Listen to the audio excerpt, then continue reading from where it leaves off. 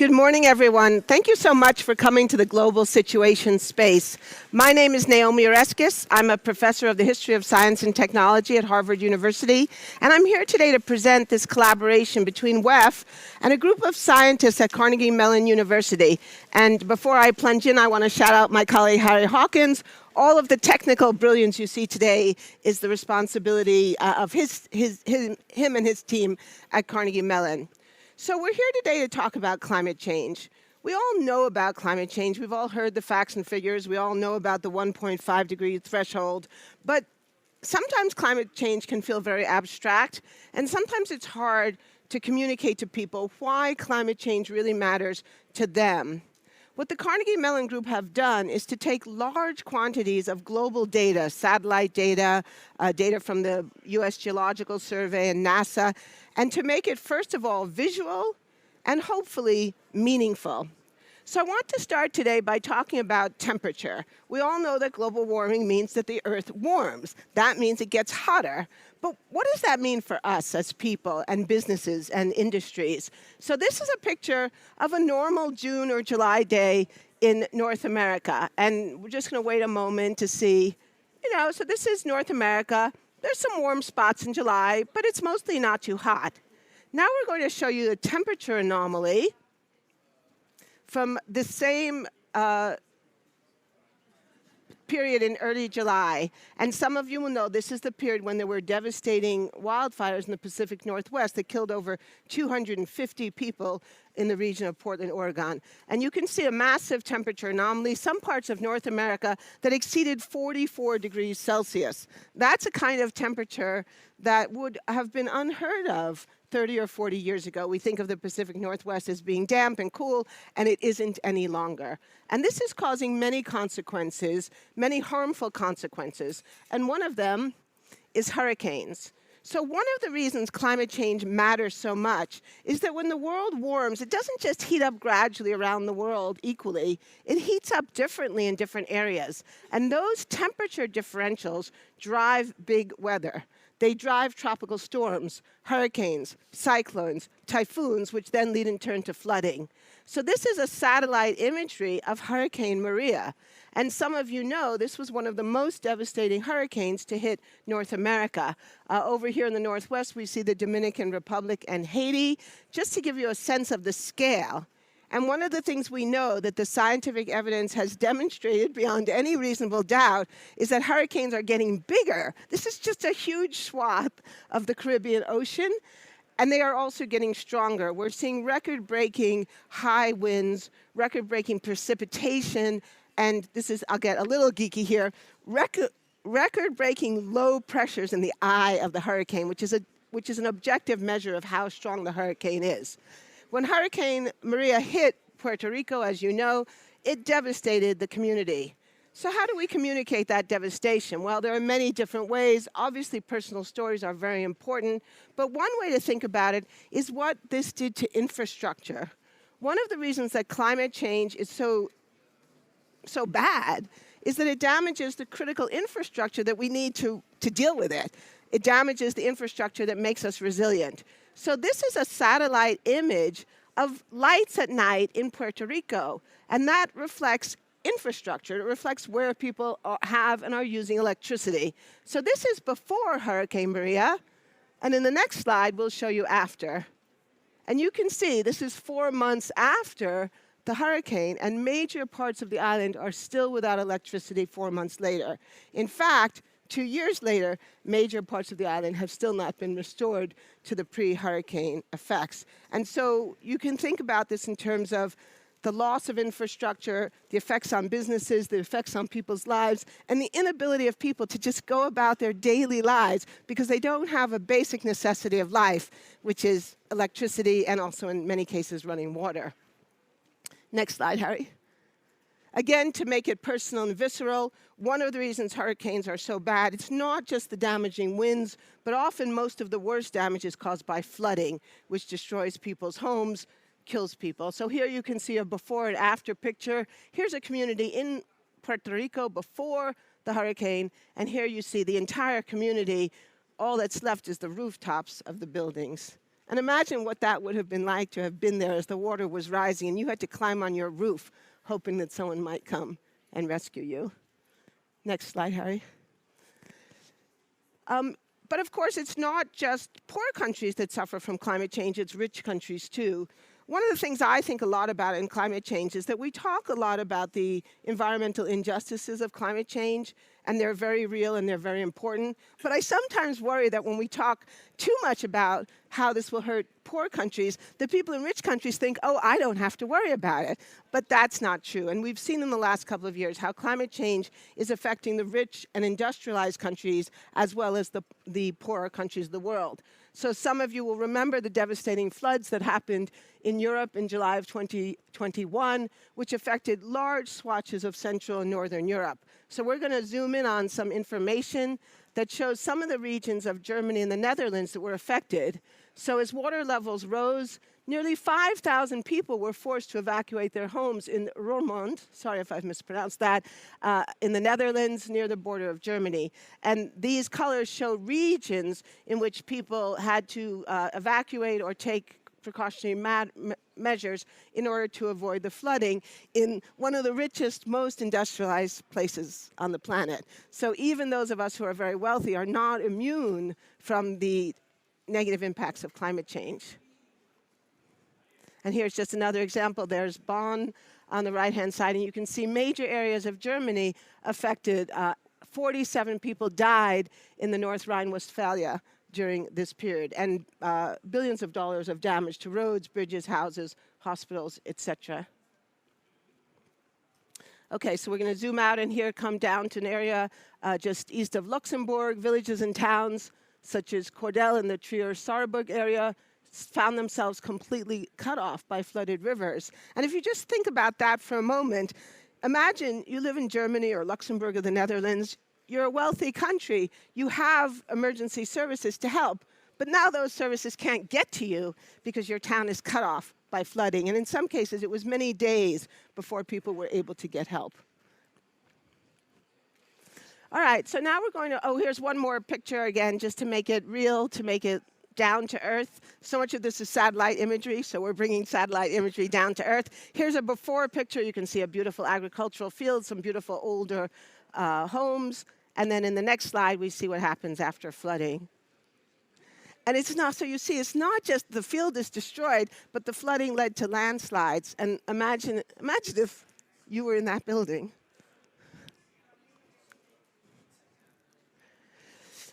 So one of the things that's frightening about climate change and hard to get your head around is the way it creates these extremes of weather. And they're both extremes of heat and cold, extremes of flooding and drought. So in some parts of the world, we're now having to worry much more about flooding. In other areas, of course, we have to worry about heat waves and drought. Africa is, of course, one of the regions of the world that already suffers from heat and drought. And now we're seeing that that's being exacerbated by climate change. So this is a picture that shows seasonal rainfall accumulation in March to May, so spring of 2022. And you can see in the Horn of Africa and East Africa, a large swath of East Africa in which the precipitation was less than half of normal precipitation, less than half. And so in an area that already has to work and manage with, in very hot and dry conditions as the norm, now we're seeing those conditions becoming dramatically drier. If we go to the next slide, we see, again, to make it real, to make it visceral, just imagine living in an area where, a lake is dried out, your cattle are starving because there's nothing for them to feed on because you're now experiencing weeks, months, or in some cases even years of sustained, prolonged extreme drought. And then there's fires. Fires are terrifying. We're all afraid of fire, and rightly so. Fire destroys properties, it destroys lives, it destroys biodiversity, it undoes conservation work. And some of the most devastating fires we've seen in the world in recent years have taken place in Australia. And the point here, of course, is to point out these effects are all around the globe, in North America, in Europe, in Australia, also, of course, in Asia, which we won't talk about today. Now, one of the things that sometimes climate skeptics will say, well, there have always been wildfires. And that's true. I lived in Australia for several years. Wildfires are part of life, but they've become dramatically worse, more frequent, more intense, and they do more damage, they kill more people, and they destroy more biodiversity. So as some of you know, the 2019-2020 Australian bushfire season was the most intense and catastrophic fire season on record in Australia. So Australia had never seen fires of this scope, scale, and magnitude. And so these are satellite images. These are fires at night. And so what you see is that during this bushfire season, essentially all of Australia, where there was anything to burn, it burned. And to me, this picture is especially shocking because if you know Australia, if you've spent time there, the coastal regions are the cooler, moisture areas. That's where virtually all Australians live. And so all of the areas that were populated were burning. And areas that we might not, when we think of the interior as being extremely hot and dry, but the worst wildfires were actually in the moisture areas where there was more vegetation to burn. So you might think that if you lived in Sydney, you didn't really have to worry about wildfires, and we saw that that wasn't true. Next slide.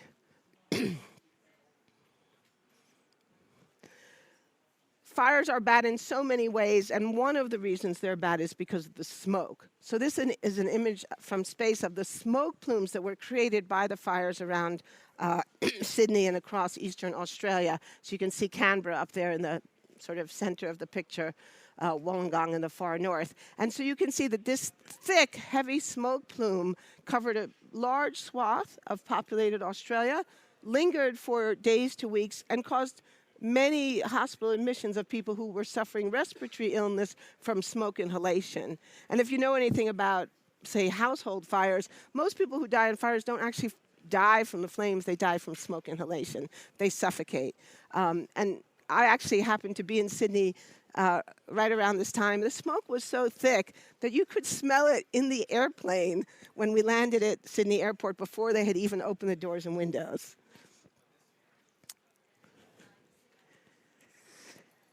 And just to leave you then with one more image, so many of you maybe saw this iconic image. It was published on the front page of the New York Times. And I love this picture because it just encapsulates, they always say a picture is worth 1,000 words, and this one surely is. It encapsulates the way in which the fires affected infrastructure, affected people, and affected wildlife. No one is spared in fires like this, whether you're rich or poor, human or kangaroo. About 19 million hectares of land was burned, 12.6 million hectares of which were forests and woodlands, and more than 1,700 species of plants, animals, and ecological communities were officially listed as threatened as a result of this one incident. And this is particularly heartbreaking to me because I have a lot of scientist friends in Australia who have spent decades working on conservation, protecting endangered species of kangaroos, wallabies, wombats, the unique and absolutely incredible wildlife of Australia. And over 1 million individual animals were killed. And decades of work, decades of great work by conservationists and scientists were wiped out in a few days. So that's a sad note, but I'm going to now get happy and introduce an amazing person, one of my heroes, the next former president of, the next former vice president, the former vice president of the United States, Mr. Al Gore. Oh, well, thank you very much. Thank you. I'm so wired up here, I don't know. Anyway, thank you very much, Naomi, and I'm supposed to speak only for 3 minutes, and so I'll be very quick and very brief. I want to say I'm here because of my long-standing respect for Naomi Oreskes, and in my first movie 18 years ago, Naomi's research played a very key role and was spotlighted in the movie, and we've been friends and allies ever since then. And I want to acknowledge one of my former staff members, Himanshu Gupta, who is also working with you here. And I love a good slideshow on climate. And, the computer scientists sometimes marvel at the human brain. And I heard one of them a long time ago say, if you analyze the human brain in computer terms, you could say that we have a low bit rate, but very high resolution. when AT&T, back in the years when it was the only phone company in the U.S., did research on how many numbers to use for the signaling and connection system, they decided 7 numbers was the most we could keep in our memory. Then they added 4 after that. But an infant can recognize faces, and there are many other examples of how high resolution enables us to absorb vast amounts of information very, very quickly. And so, as you said, a picture is worth 1,000 words, and a good contextualized story told in slides and pictures and maps can really convey a tremendous amount of information. When I started giving, just to make a point about the progress, or the progress is the wrong word, the rapid worsening of the climate crisis. When I was giving slideshows back 30 years ago, 20 years ago, I would illustrate the various issues that many of which you've seen here by saying, oh, well, here's an example of this from 15 years ago. Here's one from 10 years ago. Here's one from 12 years ago. Now I say, here's one from yesterday. Here's one from 2 days ago. Here's one from last week. And some of these same slides I have used in the past myself. And if we had them instantly available, they're online, we could show you images of flooding in Germany, for example. We saw that field devastated from 2 days ago. And similarly, these things are happening all over the world. Every night on the television news is like a nature hike through the book of Revelation, as I've said on previous occasions. And so using the best techniques for trying to convey the meaning of the crisis that we're facing is really an important task. And I congratulate you, Naomi, on this new dimension of your work. It's really extremely important. I want to mention a related project that I'll be talking about in another forum in the next hour. Climate Trace, climatetrace.org, uses artificial intelligence to enhance images that show the 352 million largest point source emission sites for greenhouse gas pollution everywhere in the world. I'll announce in another hour that we are adding another data contributing organization to our network, which will also show every renewable energy project in the world with the metadata on the owner, the operator, the electricity output, and every project under development, tracking it as it goes toward completion. We're now having large companies and smaller companies use this data to swap out suppliers in their supply chains and networks in order to get lower emissions associated with the same quality of goods and services. So, and it's all free. It's available online. You go to it right now, climatetrace.org, and we update it regularly. What's this all about? Just briefly before I conclude, just to give the basics, we're putting 162 million tons of man-made global warming pollution into the sky today, as we do every day. It lingers there on average. Each molecule on average stays about 100 years. And so it mounts up. And the accumulated amount today traps as much extra heat in the Earth system as would be released by 750,000 Hiroshima-class atomic bombs exploding on the Earth every 24 hours. Every day, every year. And it continues to increase. Now, here's the good news. If we comply with the latest mandate or document from the Conference of the Parties that was held just last month and transition away from fossil fuels, climate crisis is a fossil fuel crisis. That's what it is. And they have used their power and wealth to capture the COP process. They've used it to capture many university research agendas. They have used it to, they're way better at capturing politicians than capturing emissions. And they have use their capture of politicians to write the policies. One of the former heads of the European Commission, Claude Juncker, said years ago, he said, "We all know what to do. We just don't know how to get reelected when we do it." And the reason it's hard to get reelected when we do it is because the fossil fuel polluters use a portion of their wealth from digging up dead things from the earth and burning them in ways that destroy the future of humanity. They use some of their wealth to confuse people. Just last week, the American Petroleum Institute, the largest lobby organization for fossil fuel companies in the US, announced a brand new $100 million advertising campaign with the objective of convincing people that it's impossible to shift away from fossil fuels and to slow down and block the transition that's necessary. I get a little exercised about this because I've watched it for a long time, and it's driven by pure greed. Pure greed.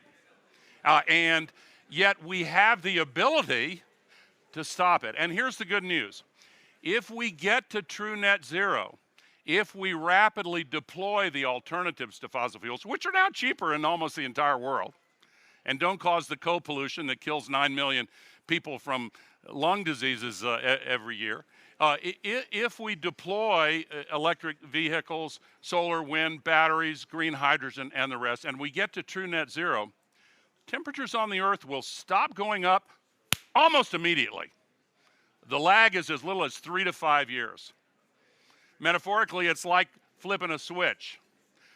That switch is hard to flip because it requires all of us in every country to use our political agency to speak up and demand with sufficient numbers and passion that our political leaders stop bowing down to the fossil fuel polluters, and when they say jump, they say how high, yes sir, and instead care for the future of humanity. Here's the other good news. If we stay at true net zero, 50%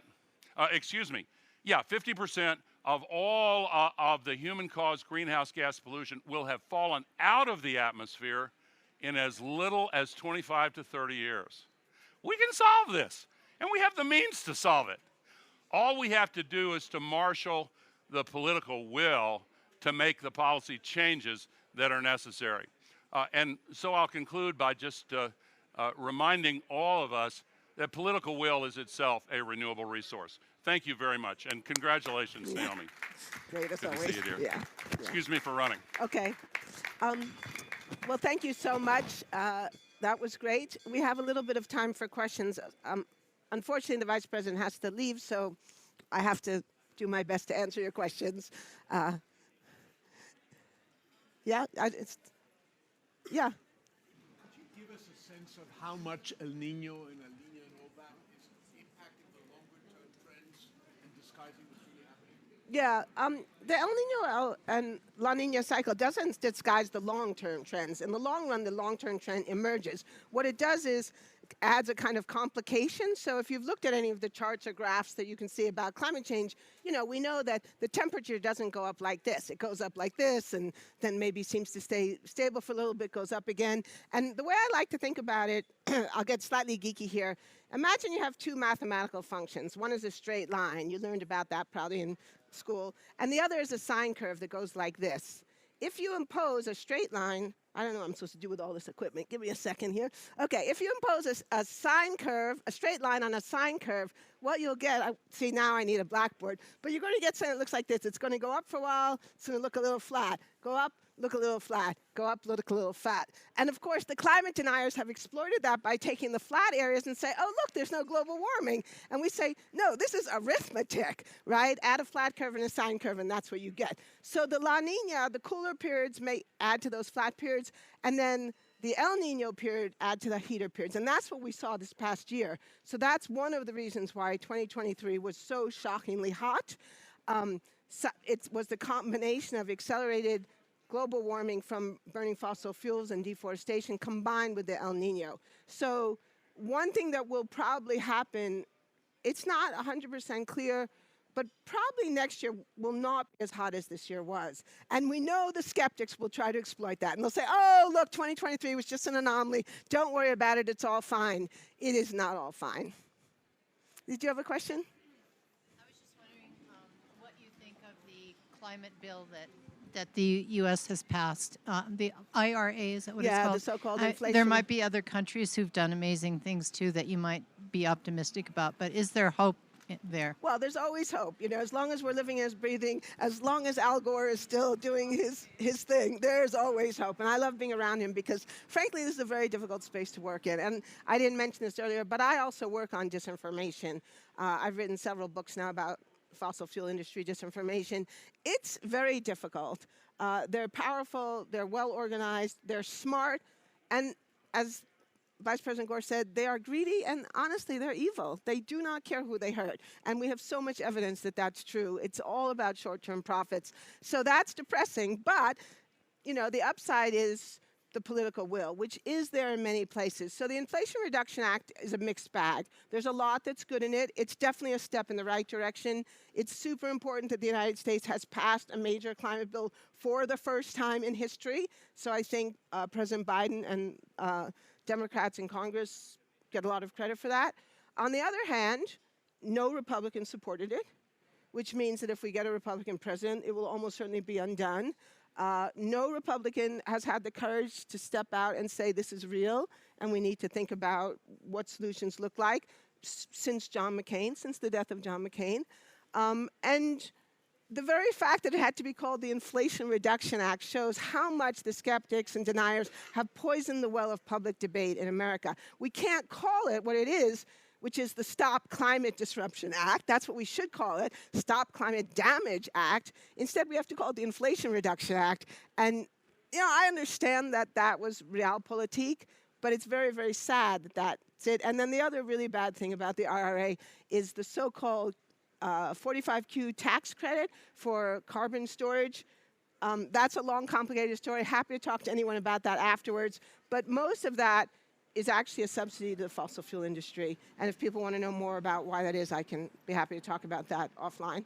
Yeah. What makes you optimistic? What makes me optimistic? I get that question all the time. I kind of am moving towards Roy Scranton. I don't know if you know his work. He wrote this book called Learning to Die in the Anthropocene. He fought in Iraq. He's an amazing guy. And he says, well, maybe we should really talk about constructive pessimism, you know, or pessimism that mobilizes us to fight against the darkness, right? So I'm influenced by that way of thinking, but I don't want to make it sound like I don't have hope. Of course I do. So I think, as I just said, the Inflation Reduction Act is a really important step in the right direction. The key now in American politics is to try to build on that, and particularly, I think, to build on the state and local level, because we're seeing a lot of good things happening on the state level.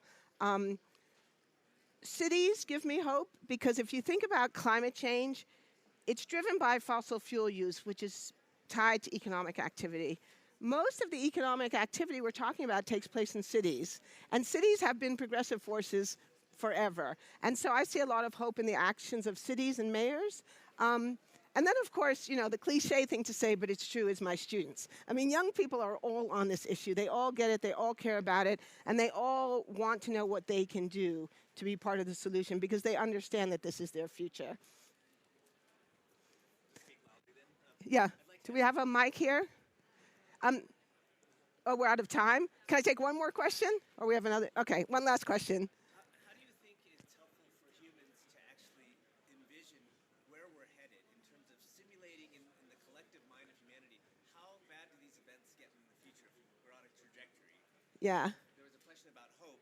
Doesn't that detract from the hope, you know, that everyone wants to have when you say, this is where we're headed? Yeah. Kind of no matter what, it's where we're headed. How do you help people visualize that and then do that, use that in a positive way? Yeah, so it's a great question. Like, do we need to actually show people the stark reality of how bad this could be? I think the answer is absolutely both and. And I wrote a book called The Collapse of Western Civilization that attempted to do exactly that. And the book was a bestseller in France, proving the stereotype that French people like stories with bad endings. But I got a lot of fan mail from people saying to me, okay, that was a great book, loved it, powerful, write the companion book of how we fix this. And honestly, I've been struggling with that for years, because it's very hard to figure out what the companion book would be that doesn't seem glib, naive, or misleading. And so I'm still working on that. My goal is a box set, you know. But anyway, thank you all so much for coming. I'm getting the signals we're out of time, but it's been a pleasure having you here today.